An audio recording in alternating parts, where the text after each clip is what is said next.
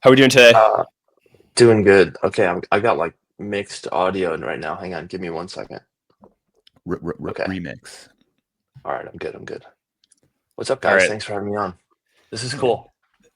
Yeah, man. Thanks for coming on. I'm excited to catch up because I think you're in a very different place and part of the internet than you were when we last talked. So, uh, yeah. So 0xDesigner, well known for his, I think, 2 years of design every days. 2 years. Where you That's right. 2 years, it's crazy. Where really shined a light on just how I think inaccessible crypto user interfaces are, and really reimagine them from the perspective of the mass market. But most recently, you've transitioned into going all in on vibe coding. So, really excited to dive into what you're seeing at the edges of this new paradigm of software. So, I think where I want to start off is really just kind of the high level question of why you decided to go all in on vibe coding. And I imagine there's kind of a vision for the future that you think you're preparing yourself for here. So interested to hear you talk about that.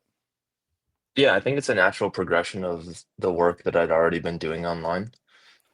Um, so the content series Design Every Days, it was like putting out a fake app idea. And uh, sometime at the end of last summer, there were rumblings about being able to code with AI without any technical expertise. And there's something really exciting about the idea of potentially being able to bring these ideas that I'm posting online to life myself. Instead of posting a fake mock-up, I could actually make something.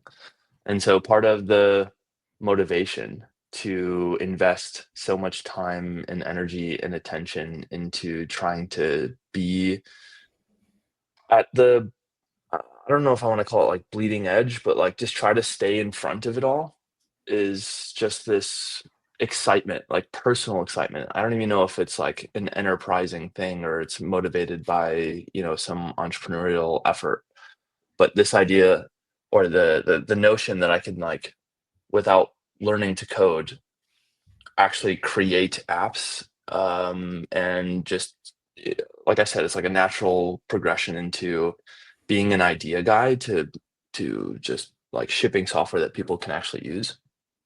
And I joked a couple months ago that I was pivoting from crypto to AI, and I think I got a reaction to that I didn't expect. A lot of people were like really disappointed. They thought that I was sort of abandoning the personal brand that I'd built in the crypto space. But I think a lot of it's also motivated by, um, I have a lot of conviction that crypto and blockchain has a lot of use and value in non-money, non-speculative, non-financial use cases. Um,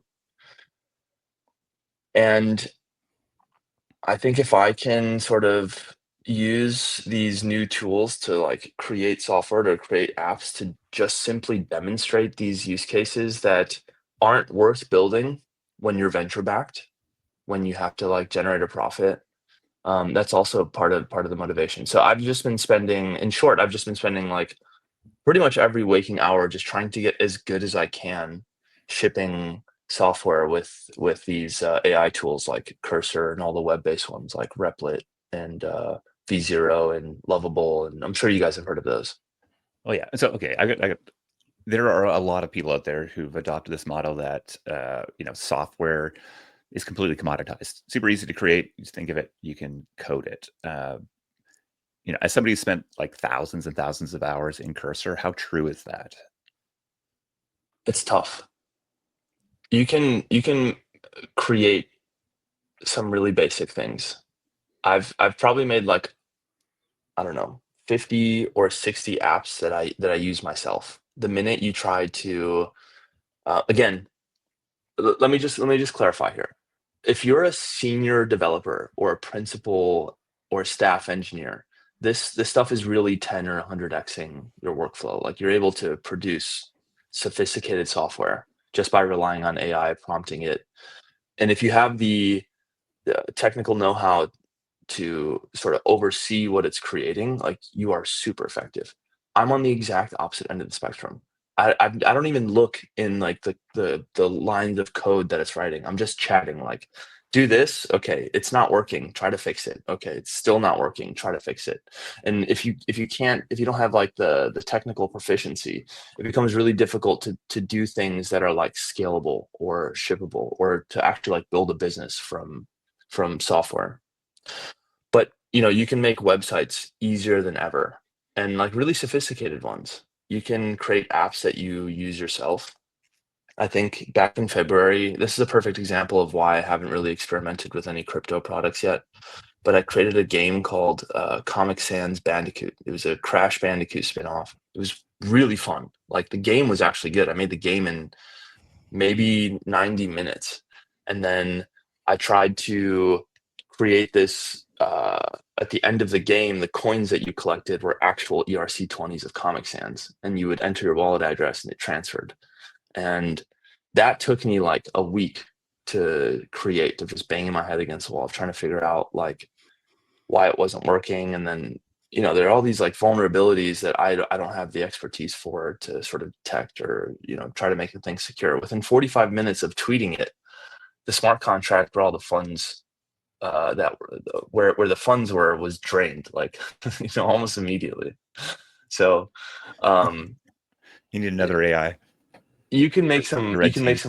some really cool stuff. Like, it's still mind-blowing, but once you get to the point where it's like real and serious and you're trying to get people to pay for it, it becomes a little bit of reach. Is that a software or like an AI problem? Like, and we just solve that with more compute and time, or do you think that's going to sustain? I think I think it will be solved as the models get better. Like, part of my workflow that I've shared online that has helped a lot of people get better performance and better results from the models great. and Cursor specifically. I think that's a good example of like how the models actually get better. You just prompt them, and there are, I don't want to call them hacks. They're actually like prompting techniques. Like, so part of my workflow is I give the model roles. Like, one role is actually doing the code, and another role is just thinking and planning. And that's like one of many prompting techniques that has like exponentially better results, where you just ask it to do something and then ask it to reflect on what it did. And it reduces like errors and bugs and mistakes significantly. And so I don't know if it's just like we're going to get like OpenAI GPT 06 or 07, and it's going to be so much smarter and actually produce better results, versus just like the more we research how this thing like sort of reflects on itself and more prompting techniques that we can adopt, I think the results will be much better and more airtight. Amazing, man. We got to leave it there. I got a back-to-back show today, but the thing I really want here is just to sit here on a live stream and watch you do something. Have you done that yet? Yeah, or do you want to come do that with us? We'll talk to you later.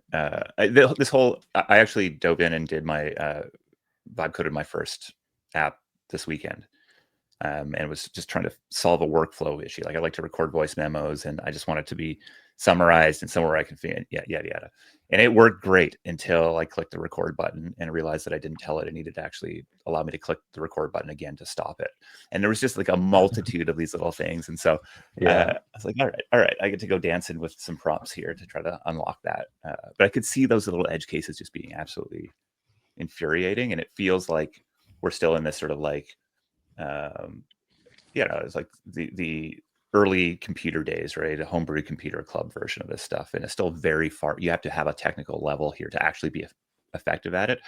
And yet, over the next 10 years, that just shifted right away. And there's a computer in everybody's home. So anyways, 0xDesigner on Twitter. Thanks for hanging out with us today, my man. And very, very eager to see what the next year and a bit has to hold for you.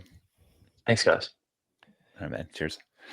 Yeah, I recommend anyone kind of diving into this stuff to check out his thread on just like how to start off. I've had probably 10 people tell me how useful that was to just kind of accelerate their speed to being productive.